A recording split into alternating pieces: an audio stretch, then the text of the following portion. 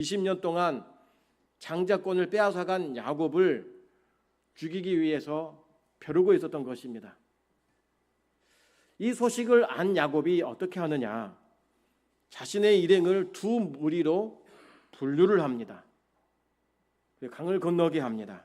한쪽은 형의 환심을 사기 위해서 가장 좋은 선물들을 남겨두고 나머지 가족들은 다 강 건너 먼저 떠나게 합니다.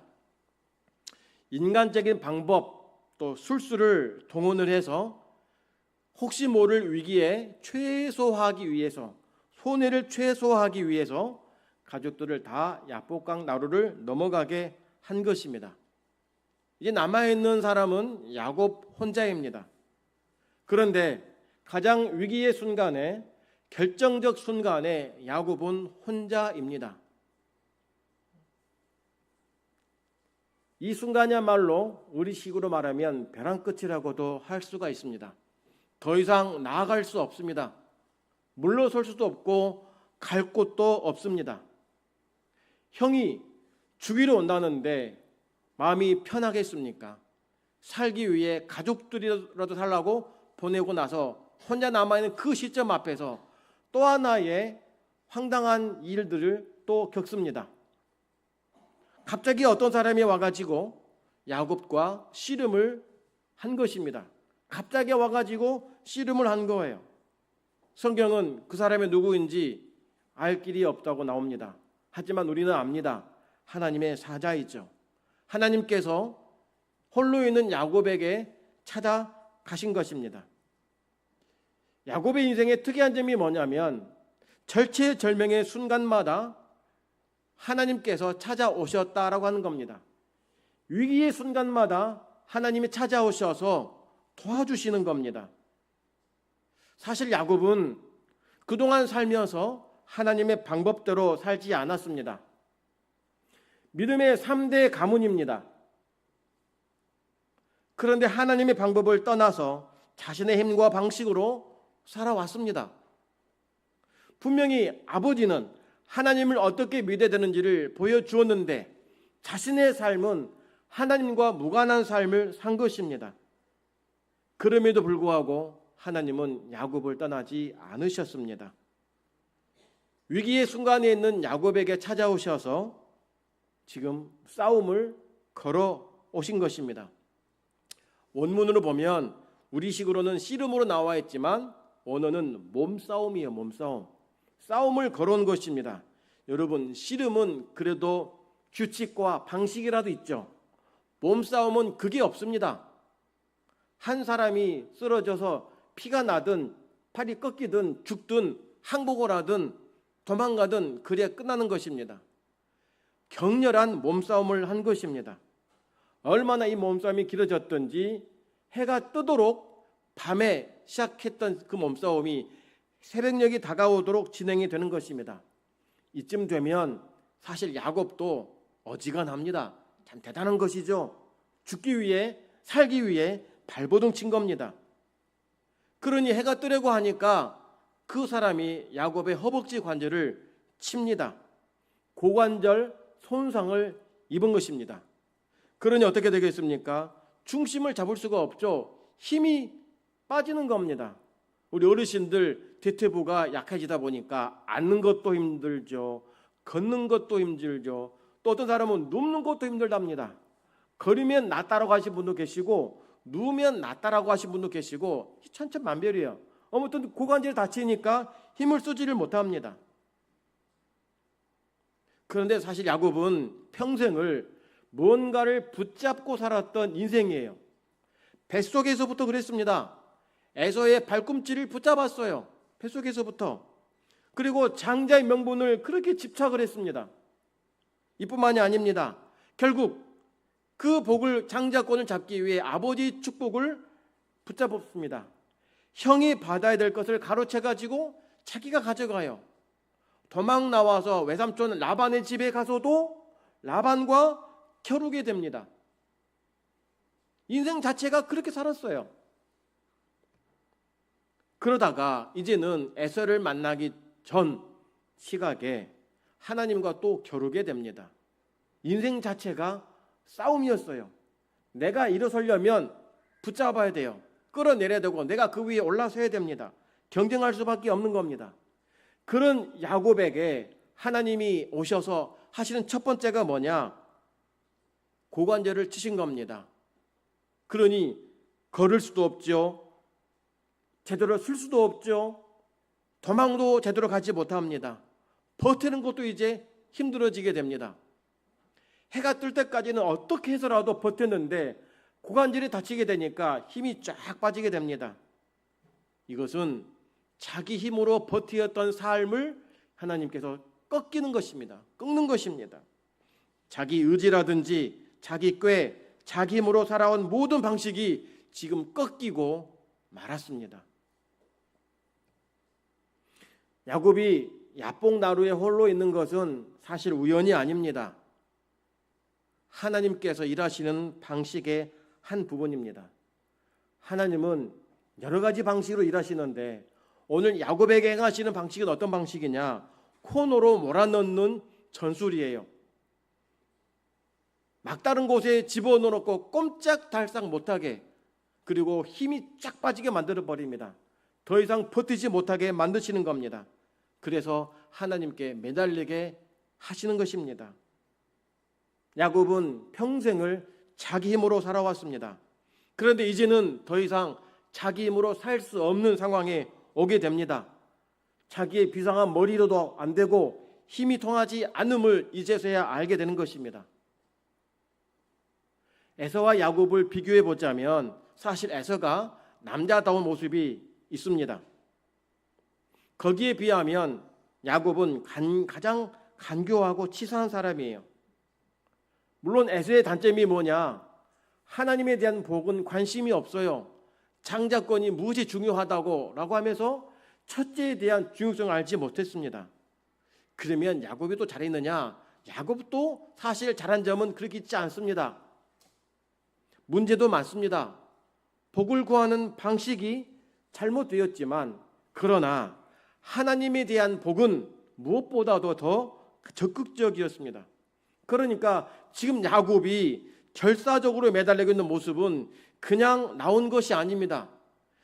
복을 받기 위한 그 몸부림을 계속하고 있는 것입니다. 더더군다나 야곱이 밤새 씨름을 하면서 느낀 점은 이 사람은 그냥 사람이 아니구나, 보통 사람이 나한테 씨름을 거는 것이 아니구나라고 깨달았기 때문에 나에게 축복하지 않으면 나 놓아주지 않겠다라고 말하는 것입니다. 그만큼 야곱은 이 복에 대한 집착이 굉장히 강했던 인물입니다.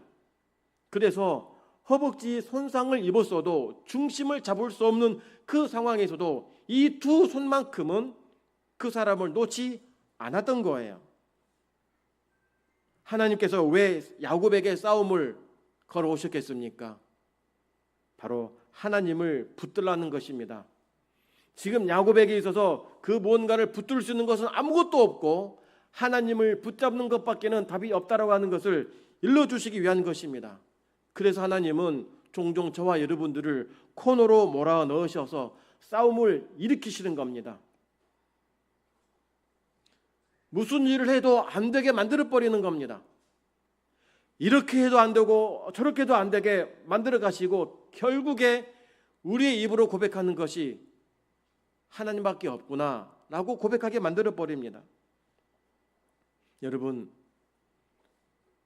문제를 만나고 위기를 만날 때에 평상시는 그렇지 않은데 어려운 일을 만나게 되면 교회를 찾는 분들이 계십니다.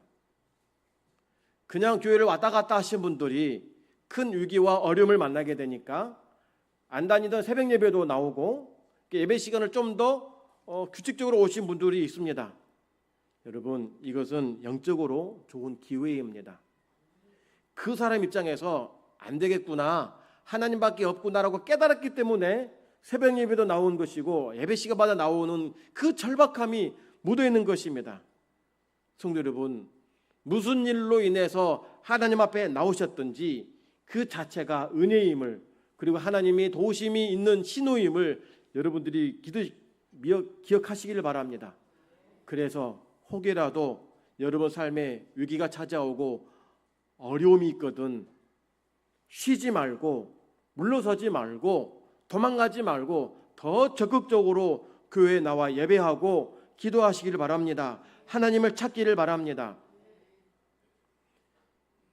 야곱이 붙들고 놓지 않으니까 그 사람이 이렇게 말합니다. 너 이름 뭐냐? 라고 물어봅니다. 야곱이라고 말하죠.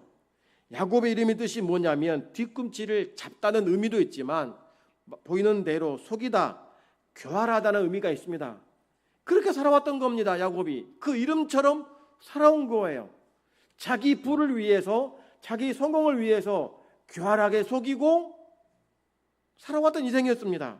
그런데 지금은 그 자체가 되지가 않습니다.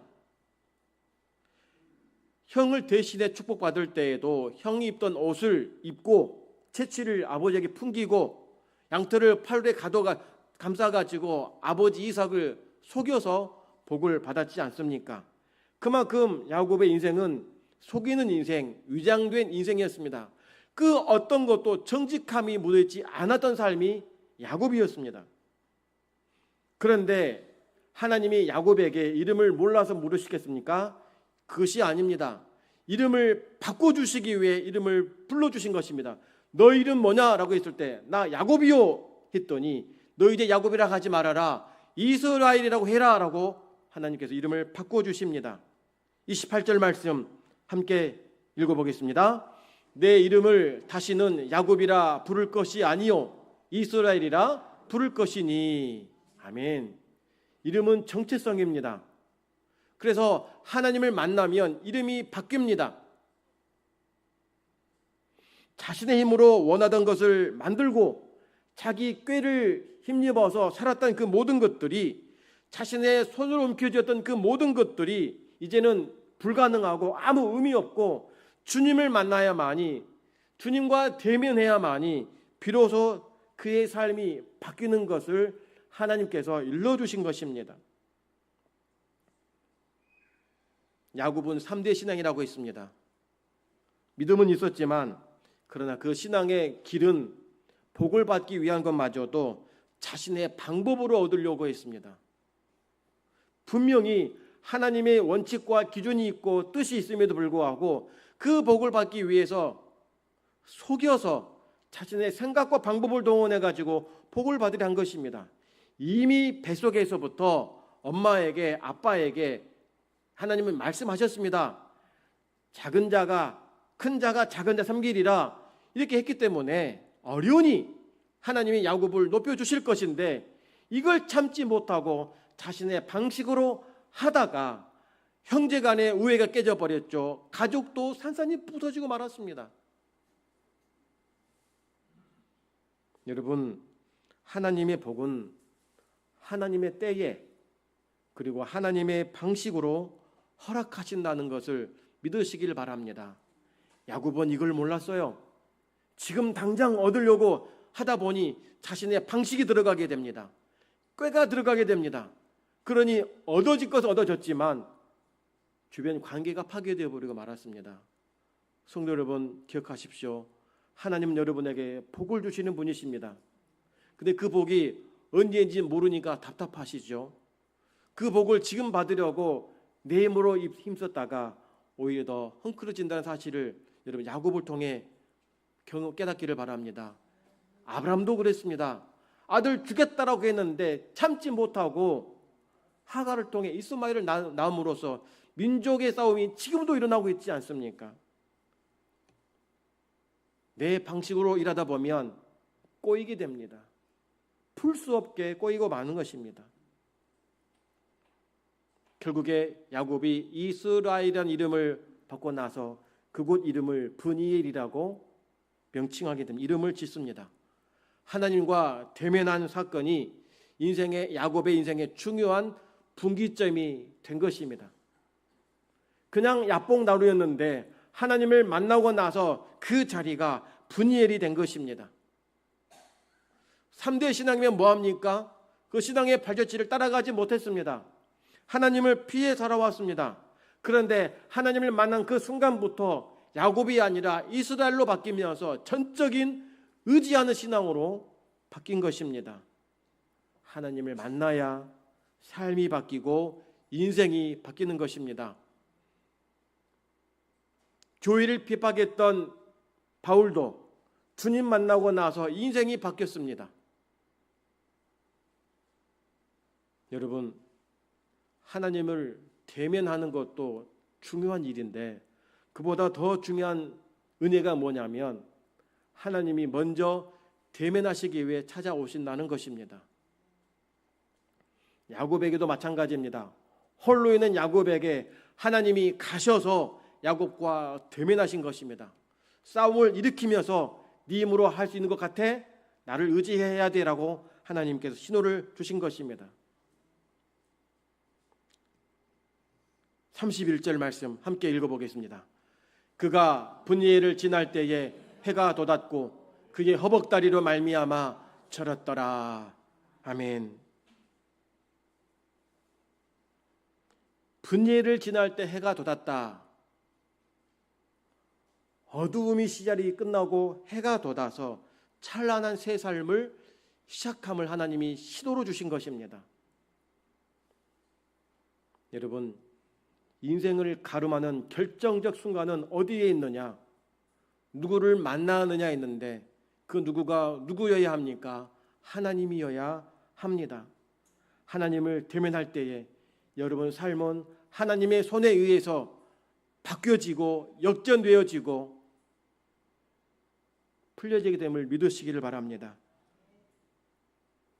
한 번쯤 우리 인생에 추운 겨울을 맞이할 때가 있었죠?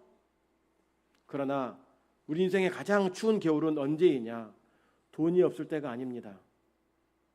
건강을 잃을 때가 아니에요. 아무도 나에게 오지 않고 나 혼자다라고 외로움이 아닙니다. 하나님의 부재입니다.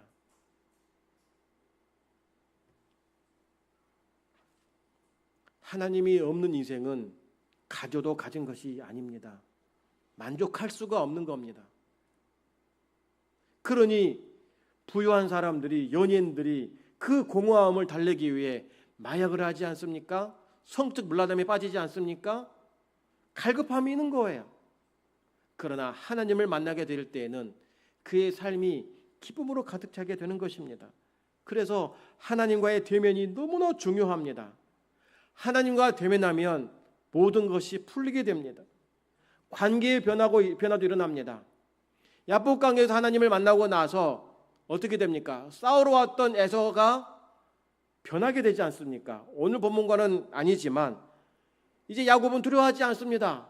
하나님이 함께 하시니 걱정할 것도 없고 훗날 에서가 야곱을 안으면서 입맞추면서 싸우지 않고 화해하게 됩니다. 그 이유가 어디에 있습니까? 야곱이 하나님을 만났더니 하나님 의지했더니 풀릴 수 없었던 그 문제가 풀려지게 되는 것입니다. 그래서 여러분 모든 것은 바로 여기에서 결정됩니다. 하나님을 대면하는 것에서부터 시작합니다. 그래서 하루아침에 첫 시간을 주님과 대면하기를 여러분에게 권면합니다.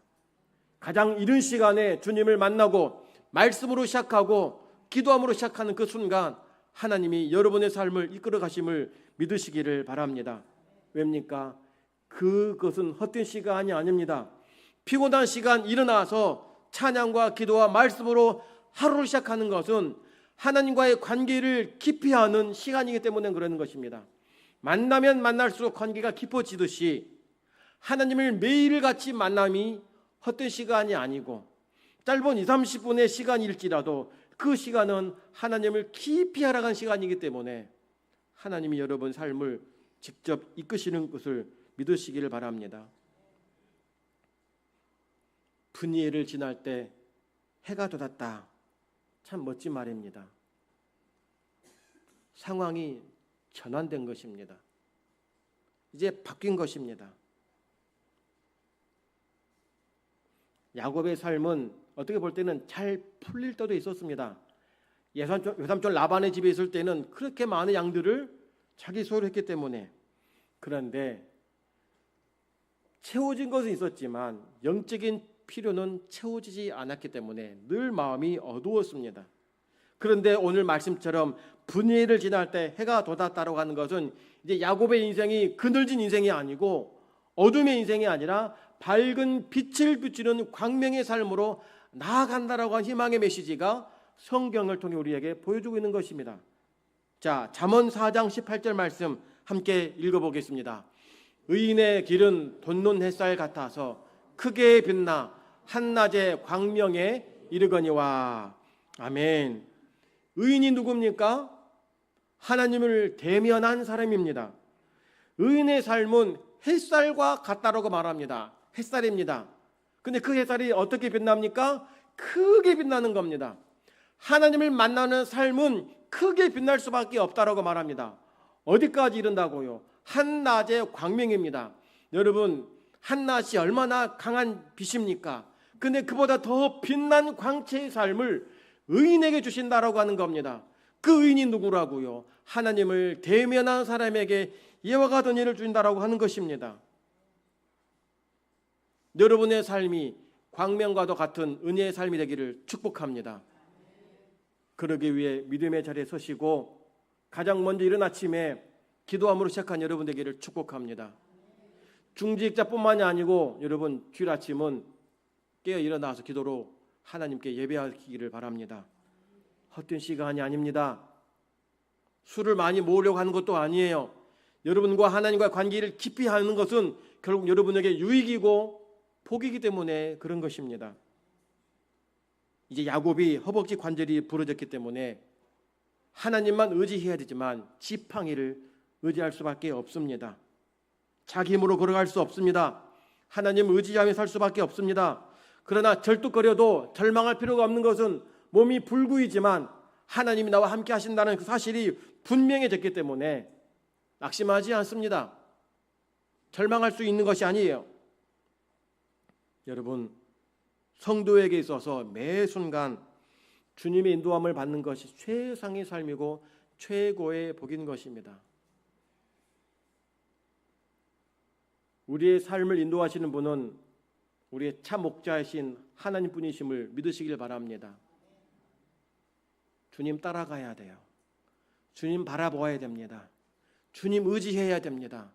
여전히 내 힘과 능력, 내 실력 의지하고 살려고 하다간 제대로 이룰 것 없고 영적인 침체밖에 없는 것입니다. 목자이신 하나님을 따라가야만이 여러분 삶에도 평안이 임하고 기쁨이 임하고 여러분 삶에도 주의 복이 임한다는 사실인 것입니다. 야곱은 신자답지 않는 신자였습니다. 무늬만 신자였습니다. 아브라함과 이삭과 야곱에 걸친 3대 신앙의 부끄러운 모습의 인생이었던 것입니다. 하지만 야곱은 하나님의 택한 백성이었다는 사실은 달라지지 않습니다. 우리 가운데 믿음의 선진들이 믿음을 가진 후손들이 있는 분들도 계십니다. 1세대 신앙은 참 뜨겁고 옛날 사람들은 더 믿음이 깊었습니다. 주님밖에 몰랐습니다. 교회밖에 몰랐습니다. 오로지 교회였고 오로지 신앙이었습니다. 그런데 신앙의 대가 흘러갈수록 그 믿음은 깊어지는 것이 아니고 약해지는 것 아닙니까? 그러나 믿음의 대가 약해진다고 해서 하나님이 떠나시는 건 아닙니다. 야곱과 함께 하셨던 것처럼 하나님도 여러분과 함께 하십니다. 하나님은 야곱을 사랑하시고 복 주시기로 작정하셨습니다. 이미 복 주시기로 태중에서부터 이미 약속을 해놓았는데 야곱이 이걸 모르니까 하나님을 떠났습니다. 자기 방식으로 복을 얻으려고 한 것이 문제였습니다. 그런 인생이 꼬이는 것 아니겠습니까? 망가진 것입니다. 두 아내를 맞이하면 무엇합니까? 많은 양떼를 가지면 무엇합니까? 집에 돌아갈 수 없는데 자기를 죽이려는 형이 기다리고 있는데 신앙조차 없어서 살 소망이 없는데 가진들 무슨 유익이냐라고 하는 거예요. 그런 그에게 하나님이 찾아오셨던 것입니다. 의식하지 못했지만 신앙으로 점철된 삶은 아니었지만 하나님은 계속 야곱을 보고 계셨습니다. 떠나지 않으신 것입니다. 그래서 싸움을 걸으셨고 허벅지 관절을 치신 겁니다. 성경에는 허벅지 관절을 쳤다라고 말하지만 원어로 보면 손을 댔다 이렇게 말합니다. 히브리어로 보면 그 사람이 야곱의 허벅지 관절에 손을 대니 이렇게 한 거예요. 여러분, 몸싸움을 거는데 대는 것은 아무런 의미가 없어요. 쳐야 상함을 입지 않습니까? 뭘 의미할까요? 하나님께서 힘이 부족해서 힘이 다 떨어져 가지고 마지막 기회에 탁 된 것이 아니라는 겁니다. 살짝만 손대도 야곱의 허벅지 관절이 손상당할 정도의 능력이 하나님께 있다고 하는 겁니다. 여러분, 건드리기만 했는데 손상되었다고 한다면 하나님이 치시면 우리가 어떻게 되겠습니까? 어떻게 되겠습니까? 믿음 생활을 깊이 하지 못하고 어슬렁어슬렁 다니던 야곱을 끌어들이기 위해서 살짝만 손을 대서도 됐더니 중심을 무너진 이 야곱이 이건을 친다고 하면 어떻게 되겠냐라고 하는 거예요. 그래서 성도 여러분, 하나님의 신호를 주실 때 손댈 없이 여러분 내 발로 주님 앞에 걸어와서 모든 건 잃는 것이 아니라 더 큰 복을 받아 누리며 살아가는 여러분 되기를 축복합니다. 이게 하나님의 은혜예요. 강하게 칠 수도 있었지만 살살 달래시면서 그리고 일부러 져주지 않습니까? 나와라, 나 가고 싶다. 무엇입니까? 힘이 빠져서가 아니에요. 그래, 네가 이겼어 라고 하시면 하나님 일부러 지켜 세워주신 것입니다. 성도 여러분, 하나님이 왜 나 같은 죄인을 사랑하시는지는 알 길이 없습니다. 그렇게 믿음 생활도 제대로 한 것도 아니고 교회 와서 회개하고 용서를 구하고 잘 바르게 살겠습니다라고 하고 일주일간 또 내 마음대로 살다가 또 회개하고 용서를 구하는 것이 우리의 모습 아닙니까? 그런데도 성경은 하나님이 널 사랑한다, 복 주시겠다라고 말씀하시니 도대체 이유를 알 수 없는 겁니다. 잘한 것이 없어요. 오히려 부끄러울 수밖에 없는데 사랑하시니 내 욕심으로 살아왔던 우리의 삶인데도 불구하고 하나님은 우리를 버리지 아니하시고 내가 너 사랑한다, 내 아들이야, 내 딸이야 이렇게 말씀하시는 겁니다. 어떻게 이런 일이 있습니까? 창세기 28장 15절 말씀 함께 읽어보겠습니다. 내가 너와 함께 있어 내가 어디로 가든지 너를 지키며 너를 이끌어 돌아오게 할지라. 내가 내게 허락한 것을 다 이루기까지 너를 떠나지 아니하리라 하신지라. 아멘. 이 말씀이 언제 주신 말씀이냐면 야곱이 아버지를 속이고 에서의 형을 속인 다음에 축복을 가로채고 도망갈 때예요.